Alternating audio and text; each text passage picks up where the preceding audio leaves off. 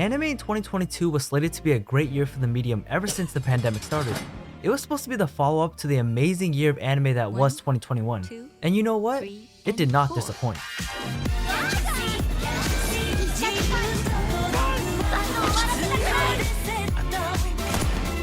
Making this list was incredibly difficult as there were so many good options to choose from, so we decided to limit it to our top 15 favorites of the year, or else this would have been a 3-hour long video. Quick shoutouts to Bleach, Romantic Killer, and Golden Kamuy Season 4. Some of them probably would have made it onto this list had we actually watched them, so we're giving them a participation award. Now before we get on with the best, let's reflect upon the other anime because just as much as there was good, there was always bad ones to follow suit. I'm about to bust. Oh, I'm sorry, I thought this was the bathroom. 2022 kicked it off with Tokyo 24th Ward, an anime that was hyped with an hour-long first episode, only to be followed up with a lackluster story that made the show fall off harder than the Japanese yen to the big American dollar. It featured a literally colorful array of characters known as RGB that ended up doing as much for the anime as the US government does for homeless crackheads. Go crazy! Damn. Go stupid! That's crazy. Following that was the second season of The Rising of the Shield Hero after waiting through a long delay that pushed it all the way to 2022. Fans were finally rewarded with the return of their favorite shield bro, only to be greeted with the worst CGI tortoise ever seen and a plot more subpar than a high school senior's GPA. This was a hard slap to the face for anime fans, a slap that was comparatively harder than Will Smith's, but the disappointment didn't stop there. The highly anticipated Shikimori showed us she wasn't just a cutie, she was also a skilled martial artist with the way she knocked us out from boredom. The season after, we witnessed not one, but two miracles, a second season of both The Devil is a Part-Timer and Classroom of the Elite, both of which did not meet expectations set by their first seasons. The Devil is a Part-Timer changed studios, and subsequently so did the art. Many people disliked the change, but this wasn't the biggest issue. The biggest issue was the lack of continuity from the characters. They seemingly forgot their original goals from season 1 as soon as the baby arrived, and everything just went downhill from there, further proving that children really do ruin things. Classroom of the Elite unknowingly became the best comedy of the summer season in 2 scenes. You what? Don't panic. I'm the one you are seeking for. And finally, after over 10 long years, we witnessed the resurgence of the anime that made me stop watching anime altogether because of excessive fillers, Bleach. The 1000-Year Blood War arc has completely blown previous arcs out of the water and has been nothing but highly praised by the anime community, especially since there's basically zero filler. This is the Bleach that fans have sought after for so long, and all I gotta say for it is, they should have done that shit 10 years ago instead of pumping out bullshit episodes. What do you think you're doing? Booby buckets. Alright, with all that out of the way, let's finally get into it.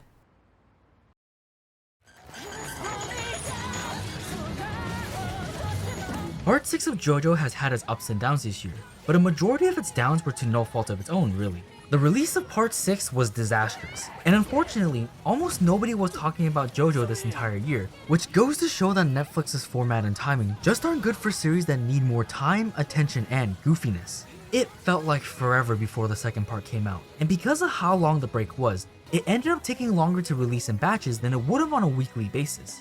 But JoJo itself? I mean, JoJo is just JoJo, right? It'll always be good, no matter how much sense the standability makes, no matter how much fans wanted different openings, and no matter how much Netflix rushes the animators to finish. Even with all the mishaps that have happened with JoJo this year, the story speaks for itself. It's as grand and crazy as any of the other parts, as the enemies and their abilities only get weirder and stronger. As for Jolene herself, she doesn't have the same type of stand as Star Platinum. So just like Giorno, she has to utilize her unique abilities that her stand has instead of just punching her way through her problems, although she does do that on occasion too. And also like Giorno, her resolve to stop the main villain shines bright like a golden wind, or some would say, like a stone in the ocean. Huh? Yeah, that didn't make any sense. I tried, guys.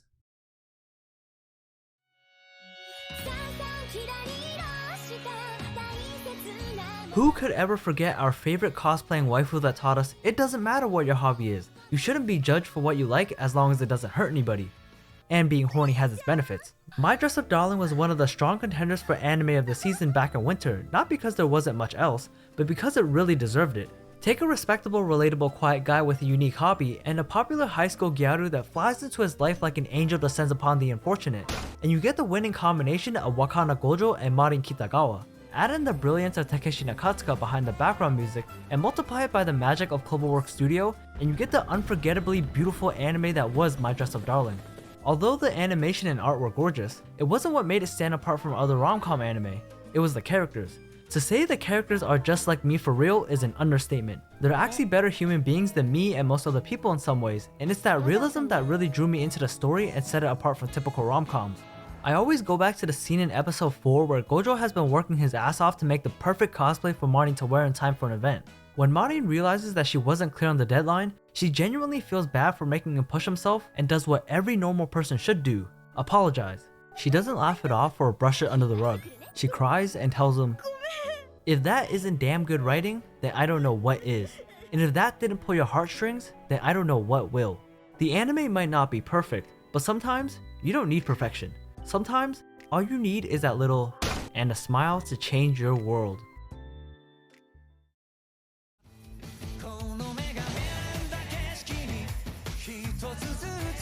Where anime like Kaguya-sama and Bochi the Rock were more creative with its adaptation of the source material, Spy Family felt like a carbon copy of the manga.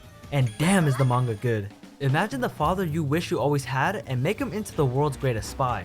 Grab one of the best legal waifus to simp for and turn it into the deadliest assassin. Snatch up one of the most memeable kids in the history of anime and you get the diamond that is known as the Forger family. Similar to Demon Slayer, this has become a household staple for seasoned anime fans and normies alike because of the simplicity of the storyline. You don't have to go in with extensive knowledge of the world or scroll through endless pages of lore detailing the rules of the universe. The anime is simple. Spy saves world one mission at a time while maintaining a fake family. With the premise easy enough for a 5-year-old to understand, I thought I would eventually get bored of watching this every week. But that never happened. Episode after episode, I found myself thoroughly entertained and left with a feeling of satisfaction just from watching the wholesome moments of this dysfunctional family. This is just a damn good show in general, and with the announcement of a second season and an anime original movie both set for 2023, you can bet your ass I'll be there watching both.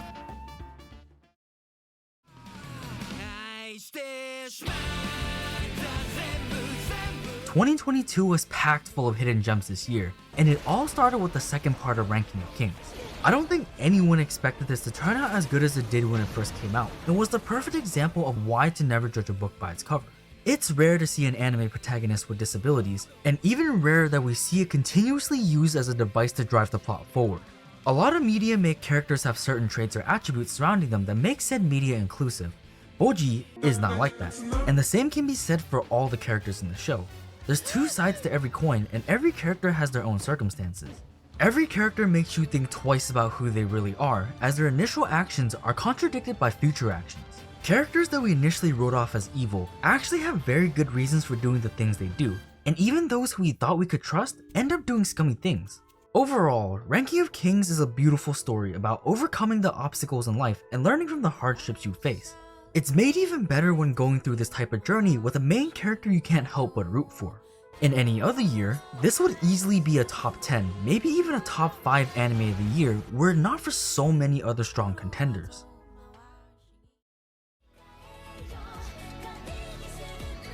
When I hear Made in Abyss, the things that come to mind are the amazing world building, a surreal soundtrack, suffering, and a journey to die for. Made in Abyss has always been about the sense of adventure, and danger is a part of that. In Season 2, we shift our focus to a small settlement that's mysteriously untouched by the curse of the Abyss. And as brutal as the first season was, I think by the end of Season 2, most if not all of you will agree that Season 2 definitely takes the cake. Cause if you're already caught up with the Dawn of the Deep Soul movie, then you know exactly what you're signing up for, and that it's only gonna get rougher. Every time you think you get a grip on what's going on, something else around the corner makes you go, "Hey yo, what the fuck?" As more and more is discovered about the village that's prospering in such a hostile environment, the more questions we have. And I don't know about you, but I don't think I'm liking the answers I'm hearing.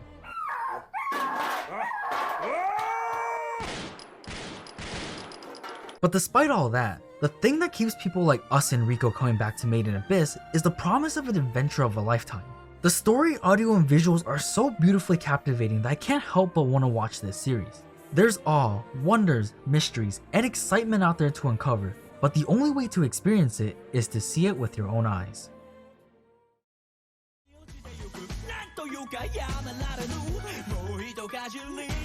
Initially, I didn't think I would like Call of the Night as much as I did. All I knew was that it was supposed to be about a boy who meets a vampire and tries to fall in love with him. But come to find out, there's a lot more than meets the eye.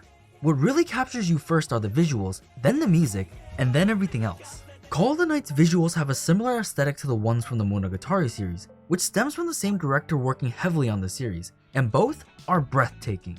They did an amazing job capturing the aesthetic of the cold openness of nighttime through the stunning colorful backdrops, but as you're lost in the scenery, you notice something. The sound effects are slowly immersing you in the feeling of night as well. Call of the Night features an amazing soundtrack that just adds another layer of flavor to the already well-seasoned dish, and really helps to reinforce the kind of atmosphere the show was trying to create.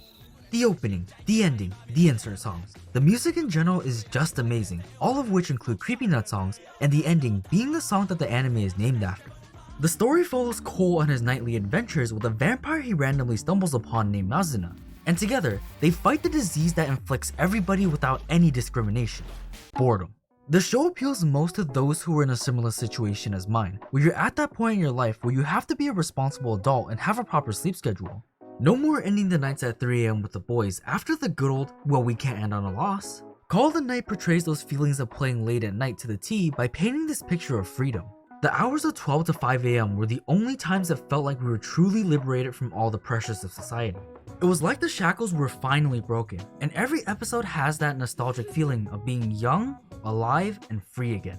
The anime does have some interesting ideas, but the slow pace of the story can be a bit of a deterrent for those who are looking for something else.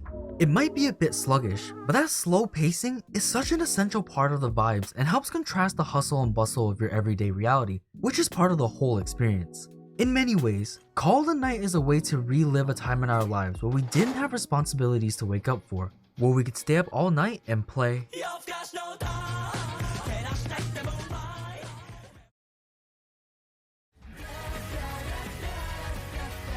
Demon Slayer has always been pushing the limits of animation to new heights, and with the Red Light District arc, I think it's done it again.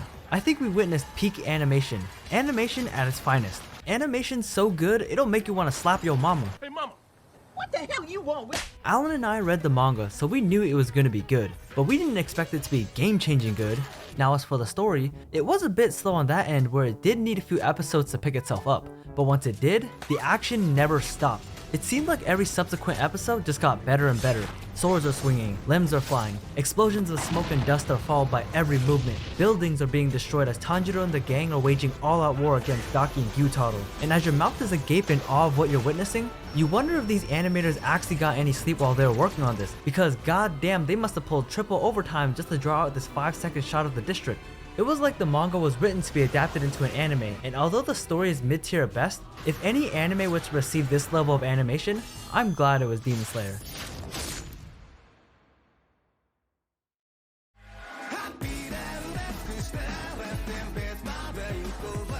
This was one of the most anticipated shows coming out in 2022, with more hype surrounding it than fidget spinners when they first came out. But as the saying goes, too much of anything is a bad thing. And the added attention it got didn't come without its costs. People were coming in with the expectation that they would cream their pants watching the show. And were they wrong? You tell me. Now is it as godsend as the hype made it out to be? Of course not. There's no anime that could be. But with a banger opening, riddled with a plethora of old movie references and 12 endings, there was no way Chainsaw Man wasn't gonna be good. And no matter what other people have to say about the CGI, the show still looks amazing. Even things you might not notice, like the smooth walking animation or that bomb-ass honey toast, look incredible. Fans complained about things like the usage of CGI and the lack of ass on Makima, but to me, it seemed like these so-called fans wanted to have her cake and eat it too. The time and effort alone to keep that kind of quality up is applaudable, especially for how many fast-paced action scenes there are. And Chainsaw Man is the type of show where after the ball gets rolling, it doesn't stop. The show and everything about it is pretty crazy, the main cast especially. But when you remember the type of world they live in, you realize you have to have some sort of screw loose just to survive the position they're in.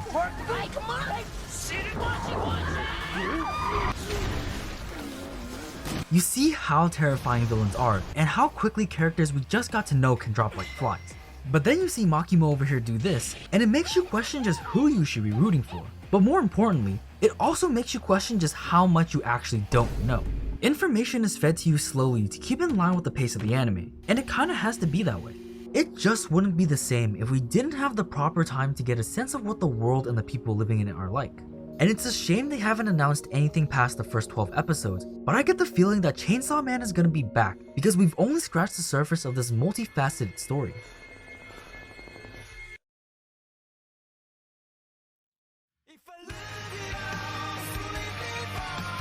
Never in our years of watching anime have Alan and I experienced one turn into a cultural phenomenon and have it become more like a worldwide event every time an episode dropped. But that's exactly how this season of Attack on Titan felt. It's to the point that this series is no longer just a show, but an icon. And the fact that it can trend on Twitter worldwide is just a testament to how far the series has gone since the first season. The heroes of yesterday have become the villains, and the villains of yesterday have become the saviors of the future.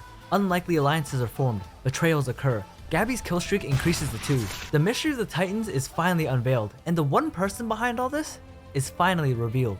Attack on Titan's story has evolved significantly into something almost completely new, but it never felt like it ever went in the wrong direction, and it's been exciting to watch over the last few years.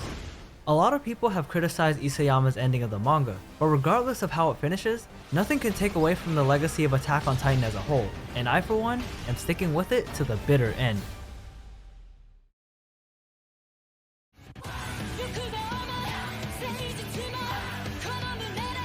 The final season of Mob Psycho is bittersweet for a lot of us as it marks the end of a lot of things.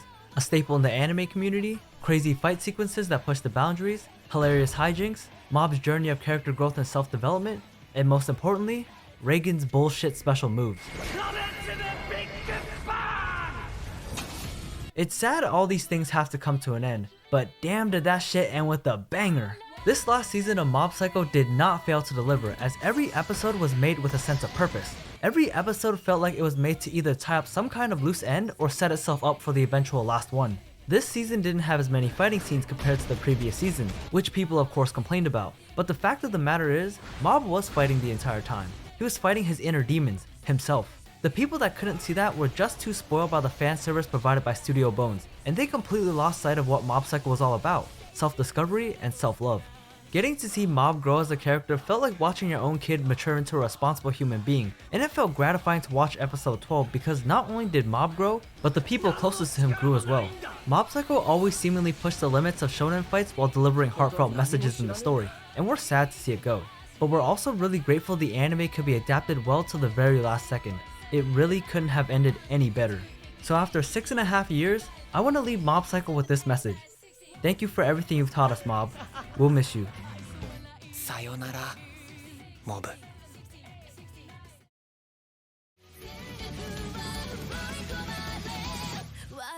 Take a guy with the powers of Subaru from ReZero and put him in a horror mystery setting like Higurashi and you get Summertime Rendering. One of the best anime this year that most of you guys have never heard of because it got jailed by Disney+. Now it's been a while since I sat down to watch an anime and said damn after every episode because of how good it was, and Summertime Rendering made me do just that. While making these rankings, Alan and I had to carefully construct criticism for these anime in order to properly give them definitive positions. And when it came to Summertime Rendering, we were faced with the question, was there really any fault in the anime? And there was only one we could think of. That Disney was the one to buy the rights to the show. Genuinely, this anime is fucking amazing because every episode takes you through the trials and tribulations that Shinpei has to go through, and he's not your typical dumbass main character. No, this guy is Albert Einstein compared to these other clowns the way he goes through the mental gymnastics that the shadows put him through. Every step of the way there's another plot device, another element, another crucial piece of information that keeps twisting the truth and keeping the mystery alive and interesting. And as he plays 5D chess with them, you're still trying to figure out how you would have been checkmated in 9 moves had you been in Shinpei's shoes. The show had a running head start and ended up maintaining that pace, keeping the suspense alive throughout its entirety, which is why it's been one of the most engrossing mystery anime I've seen in a while, and it definitely deserves more attention. If you like good anime, Summertime Rendering is just that. Pure, unadulterated, good anime.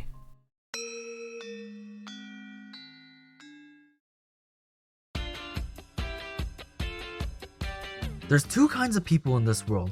Those who haven't watched Cyberpunk Edgerunners yet, and those that need a therapist. I fall into the latter. If you couldn't already tell, Cyberpunk Edgerunners is based on the game Cyberpunk 2077, except this version has less bugs. Okay, maybe not. Watching this anime was a roller coaster of emotions. From episode 1, it hit the ground sprinting and never stopped until the very end, staying true to itself the entire way. And its true self was American. Hey, David, my man, what's going on? From getting fucked over by a lack of insurance to a rundown hotel filled with shooters, my spidey senses were tingling from all the red, white, and blue energy I could feel coming off of this anime. And as an American, I couldn't feel more proud to finally be represented correctly. Cyberpunk Edge Runners kinda got dropped on anime fans like an anvil, and it hit like one too. Featuring a lovable cast of characters in one of the most interesting settings, playing some of the best OSTs the medium has heard, you'd be hard pressed to find someone that didn't like any of the three things I just mentioned. You have a hungry commoner like David Martinez who fights to one day have a nice and peaceful life for his friends and family. But Night City is a void that takes your dreams and crushes it until it's reduced to nothing. You think just because he's built a little different and the main character of the anime, he's gonna be the one to change the world. But the reality is, David's story is just one of thousands that come from other people seeking a brighter future in Night City. Despite only having 10 episodes, the story never felt rushed to pull a conclusion out of its ass. Every frame and every shot efficiently tells you exactly what's happening and pushes the pace forward, never letting its foot off the gas. Cyberpunk Edge Runners was an amazing experience, and you can tell that this was only made possible by the passion from the people working on it. Everybody put their heart and souls into this project, and judging from the shared PTSD the anime community suffers after listening to I Really Wanna Stay at Your House, I think Studio Trigger has outdone themselves again.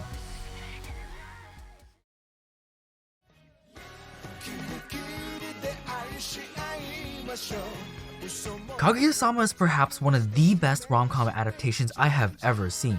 Everything it strives to do, it does wonderfully. They have memorable characters, actual comedy, the OST slaps, an amazing story. And now they also have one of the best confessions in anime history. The arc itself is grander than any other anime confession I've ever seen and possibly will see. Because time and time again, Kaguya-sama has pushed the limits of what an anime adaptation can be, and Season 3 is a spectacular culmination of what the first two seasons worked so hard to build. Well, until this happens at least. And the point of the whole story! Kaguya-sama is famous for its catchy openings, but I'll be the first to admit, we weren't fans of the opening at first because it wasn't immediately catchy like the first two, but just like a tumor in my head, it grew on me, and I couldn't get out of my head for the longest time. The song, not the tumor. Each season was better than the last, with more and more being set up right under our noses as time went on, until Season 3, where it all starts to pay off. One of the things that made Kaguya-sama stand tall above the rest is its ability to masterfully blend its comedy with a genuinely compelling romantic story, while simultaneously also balancing an incredibly unique cast of characters into one coherent story. The later half of the season was mainly focused on the school festival, where multiple people's storylines intersected and interacted with each other, which isn't anything new. The part that made it interesting was the actual thought that was put into how these interactions would play out, especially in the grand scheme of Shirogane's plans. Things ranging from sending the walking talking ball of chaos on a wild goose chase to baiting the loner with some one-on-one with senpai time. And all of this was only made possible because of how well the subtle details were shown. This season was an amazing conclusion to Kaguya and Miyuki's mind battles, but don't think we reached the end just yet. Oh no, the end of Season 3 was just the beginning of a new story. A beginning that I will say was done better in the manga.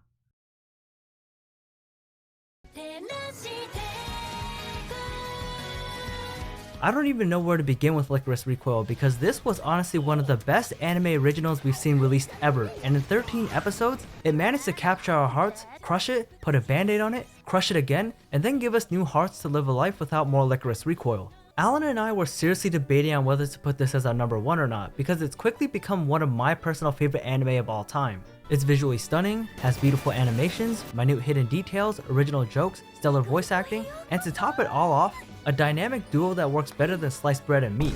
It's rare to find an anime with all these elements, but I think what's more impressive is how much detail and realism was put into it considering it had no foundation to build upon. Take any scene which involves guns for example.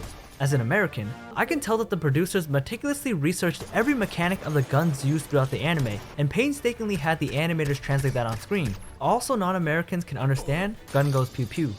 The anime masterfully weaves slice of life with the progression of the story, and it's hard not to like the show when it does things like subtly foreshadow a huge plot element in the midst of looking at all the fishies and eels. Because now, every movement has a purpose, any scene can and will tell a tale. Every word and phrase has meaning and personality behind it, and it's up to you to decipher all of them. It's crazy to even fathom that an anime original slice of life show could make its way to the big leagues and sweep the community off its feet and prove that it can tangle with the top. Licorice Recoil defied all expectations, not just as a slice of life, not just as an anime original, but as a beautifully crafted show that gave its heart to the audience. And so in return, I'll be keeping the show near and dear to me for years to come. This is the result of talented individuals coming together to create a piece of art. This is what happens when you mix fun with pure passion and straight dumb luck. This is the product of blood, sweat, and tears. This is Licorice Recoil.